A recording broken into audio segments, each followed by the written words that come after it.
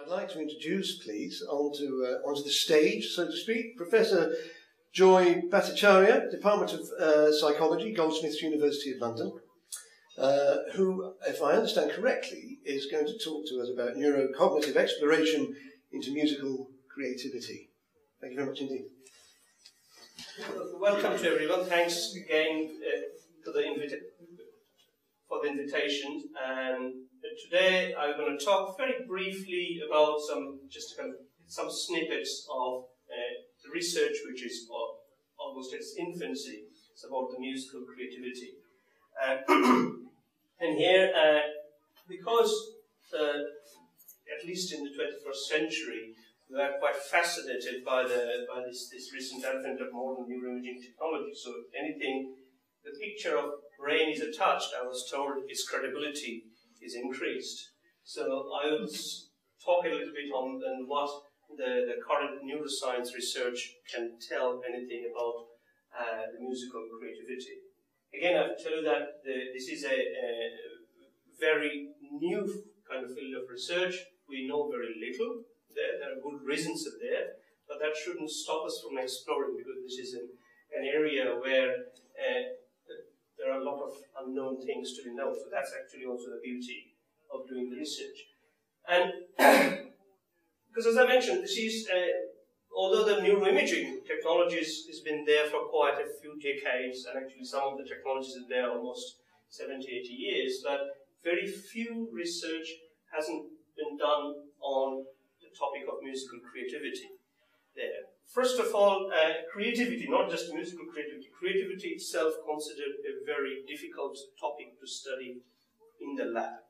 And more so if you talk about the creativity aspect of music or musical creativity per se. And if you look into go into the history, there has been a strong tradition that musical creativity is often considered a very elusive construct.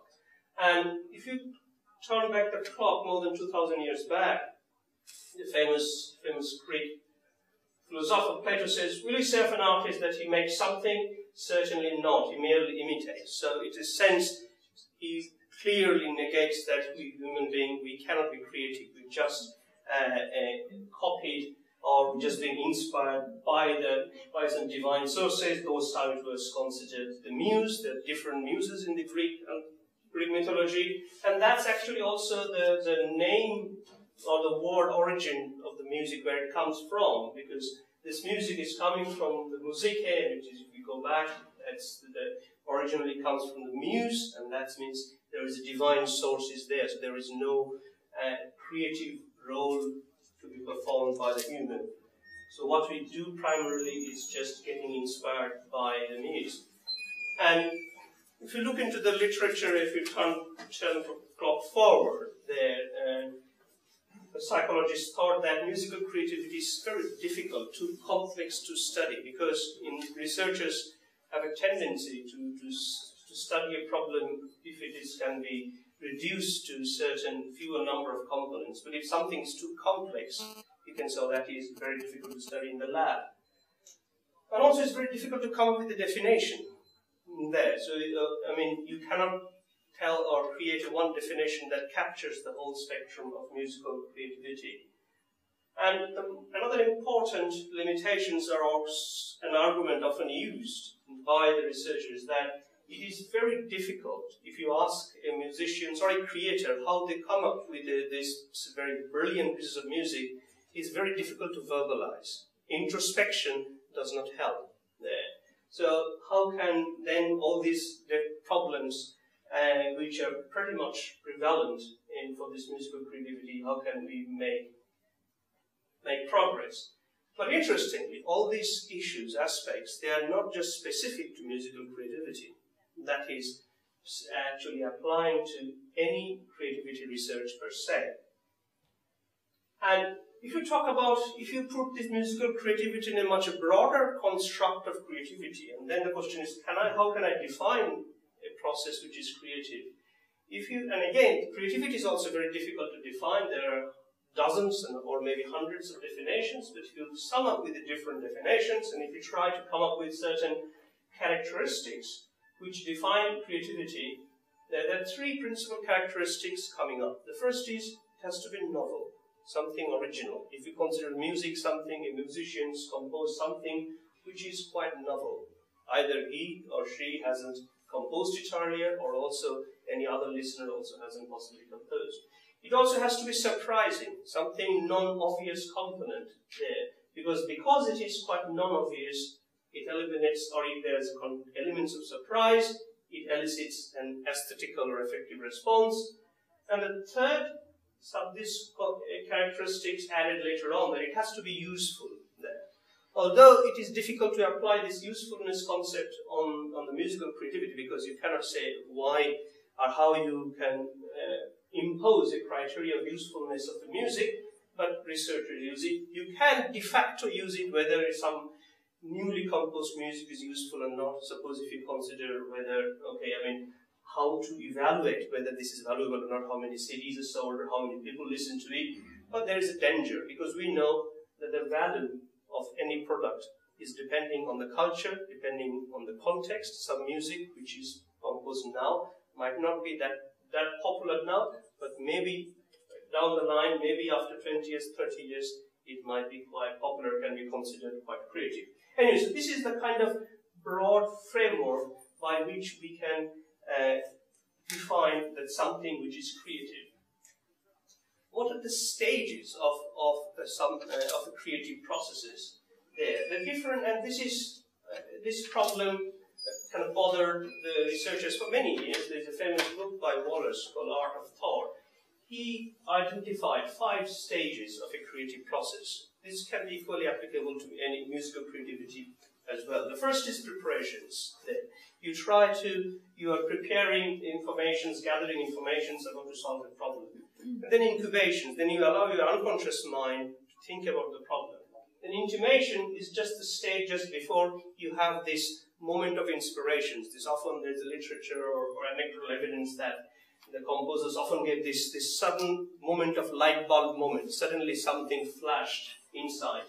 And then finally you verify that whether this inspiring this information or this idea that you get out of this sudden insight, whether it makes sense or not. So these are the different stages of a creative processes. And I'll just show you one example, which is not in musical creativity there. So this is another creativity domain, which is the kind of verbal creativity. So here the task is simple. We provided these 3 words to the participant, and I'm just giving you this task, and your job or your task is to come up with a 1 word which would make 3 compound words. So this is the 3-word man, sleep, and cat. There is no music. This is a quite common task in creativity literature to understand the creative problem solving there. So we give them, think about or try to find a word which would make 3 different compound words. What could be the word? Okay, you thought about it. If you don't get it, then I'll give you a hint there. So I'll tell you the solution word, actually 4-letter word, the first letter is W there. Any idea? Actually here the solution is walk. So you have a walkman, sleepwalk, and catwalk. These are 3 words. What we found that, so this is when we presented this hint here, and then we try to understand, to study the brain responses, what is happening at the time before the hint presentations. And what we found that if the certain brain rhythms, like alpha rhythms, there, which is here in this case, if alpha rhythms is higher just at the time before the hint presentation, then the participant solved this problem there. Or if another brain rhythms called the gamma rhythms is very high, then the participant actually couldn't solve the problem. Why am I telling you all this? First of all, this is a creative problem solving. But also, interestingly, alpha oscillations is a kind of an indicator of the brain's diffuse attention. And gamma rhythms is an indicator of kind of measure of how focused your attention. So here what it shows, when the brain, if it's focused too much there, then the brain is becoming less creative there. If it is a rather diffused attention state, then it is actually, at least in this kind of context, brain is found to be more creative. So that's actually coming back to this one I said, this incubation, although this is not clear incubation earlier. Incubation is when you are not actively working on the problem. You're doing something else. And then you allow your unconscious mind to work on the problem. Those kind of situations, they are more beneficial for the brain to become creative. What happens if we do the same thing for the music? We studied a similar one without the brain responses. So here we asked a group of musicians to come up with a new composition, some kind of improvised compositions. One case is we give them a kind of fixed time they can think of focused concentrations. This is the condition when they're completely focused. And in other cases, we distract them. We give them another task. And then what we found, when they were distracted, then their performance was slightly better than they're focused, which is counterintuitive to some extent, that musicians, when they're somewhat distracted, they are getting better in the task. So in a sense, it is promoting some kind of incubation, that some aspects of creativity is more facilitated by more of a diffuse attentions.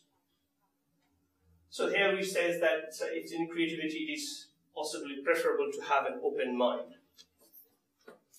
Another related construct of creativity which is more relevant in the music, that's called flow, which was introduced quite a while back there by social psychologists. So flow is a psychological state which is involving the intensely positive experience of being fully engaged in the successful pursuit of an activity, which is very often, I would say, reported by the performing musicians, but you also can find other actions like sportsperson or rock climbers and others. Any performing actions, people often experience this kind of flow, which is highly rewarding there. And often flow is achieved when there is a good balance between the skill and the challenge.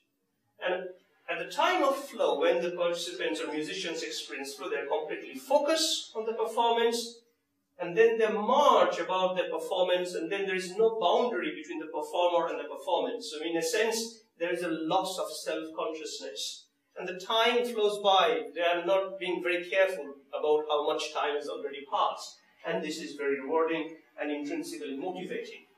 In the music, it has been found the flow is very strongly correlated with the high achievement. It's also related with the quality of the compositions. Flow also helps to deal with the performance anxiety, especially in the live performance. And what we found also that in the group of musicians, especially this sample is a pianist group, there is a very strong correlation between their degree of emotional intelligence and the amount of flow they experience. The higher this pianist in our sample, higher emotional intelligent they are more better or more likely to experience flow. This shows a very strong link between the management of their emotions, which is related to emotional intelligence, and the dispositional flow, which is very intrinsically rewarding and highly motivating. And in terms of the neural mechanisms of flow, what happens in the brain, very little is known there. So just to give you a very quick idea. So what happens when a skill is newly learned? Initially, you pay strong and focused attention. You try to use your explicit processing to learn the skill. And then slowly, once the skill is learned, it becomes implicit there. So during this acquisition of skill, that's usually is active with this frontal attentional network, which is mainly the prefrontal cortex, which is relevant for executive functions. They're involved. And once learned, this motor task implicitly learned, then it is primarily taken over by the basal ganglia, which is a much deeper subcortical regions. So this leads to a kind of prediction what could happen when we experience this flow. There's very likely, there's a hypothesis that the frontal cortex, which is mainly the seat of a kind of executive function and cognitive control, that possibly is suppressed. That's the hypothesis. Very recently, that's related with this, often use the terms let it go phenomenon, as if you are just performing without actively judging your performance there. So we recently did a study actually, this is just to give you a snapshot, which is this data from EEG data, what happens in the brain, approximately 42 musicians, performing musicians, after the flow performance versus non-flow performance. And what we find here, when we contrasted this flow state and non-flow state, there is a strong reduction in the prefrontal cortex, so which tentatively suggests there's possibly some sort of suppression of the prefrontal cortex takes place. This is immediately after the flow. And this is, just makes very nice, because this is a quotation, I like it very much by Mars. He says, during the flow, then I can get on with performance and turn off that part of the mind that judges everything. Although he's not a neuroscientist, but he is using the term, using those terminology which fits very well. I'm not thinking or worrying anymore, and it is when I'm least conscious of what I'm doing, when I'm just lost in the emotion of the music, that I'm performing my best. So you're literally suppressing your judgment or executive center during this intrinsically highly rewarding stage. Okay, so now that's the flow. But what happens when in the brain when we create new music? Especially that is of very relevant, suppose, improvisations. I know the classical music improvisation is not very well studied these days, although historically that was very much well practiced. But improvisations, or the creativity on demand, is very important for the jazz improvisations. What happens in those? So, like any actions, these improvisations is a very complex set of brain activations. And so far researchers found there's a range of brain regions there. Patterns of some regions are activated, some regions are deactivated during the improvisations there. But the progress, I have to say, is quite slow because of limitations of different imaging technologies there, because they're very prone to movement artifacts, and you cannot use standard instrument inside the scanner and others, and most of the tasks are rather controlled, not very ecological. But nevertheless, this is actually again a snapshot of quite a few years back study, which shows that it's a the blue regions is the one which gets deactivated, and the red one which is activated during improvisations, with contrasted with some planes and control sequences. So you can see there's complex patterns and of activations and deactivations going on there. And interestingly, if you see here, dorsolateral prefrontal cortex, which is again the seat of executive functions, that gets deactivated during improvisation. So this is just to tell you if only a handful of studies have done that, so these are the brain areas which are relevant for these regions. They get activated during improvisations, and cognitive control and self-monitoring again, those are the brain regions which are relevant for that. They get deactivated during improvisations. And what happens if you suppose improvise, whether this kind of brain network for improvisation, does it depend on what type of music you are playing? So this is a contrast. This is actually an EEG study, the contrast between when the pianist improvising a classical genre versus improvising a jazz genre. So here what we are plotting here, some aspects of the brain network, how this brain are more clustered, certain brain regions, how certain brain regions are more efficient in terms of transferring information.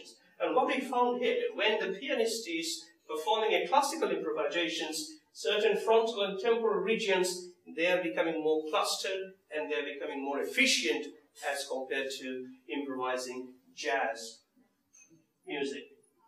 So this shows you about the one of the first evidence of the brain network which are depending on the type of improvisation.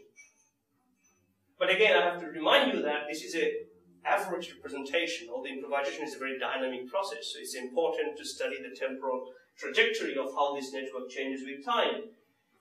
And if you consider the improvisation training, because there is a lot of literature has been done on the music and neuroplasticity, how the changes in the brain happen or caused by the extensive training in music. So this is a very nice study, came out quite a few months back. The jazz musicians, they are becoming highly trained on the high improvisation experience over the years, and they found a certain brain connectivity here, in this is right supplementary motor area and right dorsal premotor cortex. This connectivity is strongly dependent on the years of improvisation experience. And that's called, this correlation is much stronger if you have a high improvisation experience than a low. So it shows the clear kind of link between information flow between brain regions and the years of training in creative music compositions. And then finally, I will just mention a completely different, a kind of neurological case. This is a person's PM, I'm just not using the full name. So here a very interesting history. He was a very good guitarist, jazz improvisation guitarist, but unfortunately, he was suffering from this FVM, which is an abnormal connections between artery and veins, which often in fact happens in the brain, the central nervous system, and in rare cases there is a bleeding happens in the brain, and that bleeding means brain areas get damaged, and he was suffering from that, and he was suffering from such acutely, so a major part, almost all of his temporal lobe has to be removed. So it's a big chunk of the brain areas were removed after surgery there. And then naturally, when this big temporal lobe was completely taken out, he was definitely suffered a severe retrograde amnesia, complete loss of musical interest and abilities there. He lost almost any interest and knowledge on music. But then slowly, with time, then he recovered there. With a lot of practices, slowly, it took a long time, but then finally he regained his previous kind of status of playing that I'm not showing here because there's a wonderful video. I mean, even after one part of it, I mean, one temporal lobe is gone, but still amazing how good he was playing. But here actually shows this is because he was an improvisations artist, and improvisations actually is considered a very good model of spontaneous creativity because you're creating something spontaneously, nothing planned there. And if this is possible, this kind of learning of improvisation creativity, even up to this serious, almost a big chunk of the brain is gone, so that kind of raises the possibility of this kind of creative, musical creativity or improvisations can be used actually as a therapeutic tool. So I'm very much looking forward to the last talk where we're going to hear about the recent developments in music therapy. And this is, I can skip it because already. So in conclusions there, so overall musical creativity or understanding the neurocognitive aspects there, it's still at its infancy. We know it's still scratching the surface. But even that tells us that musical creativity, we cannot expect to find a hot spot. There is not a one brain region that is a creative center. It is a network of brain regions there that is possibly involved. There are many open issues there, as I mentioned, because I mentioned about only musical creativity, but how it is related with a broader musical creativity or emotions or aesthetical perceptions. How it varies with time, then how this interact with the different personality there, because personality plays a very big role in our individual differences in the musical creativity. Or also, is musical creativity very special? Is it very different from other creativity? Thank you very much.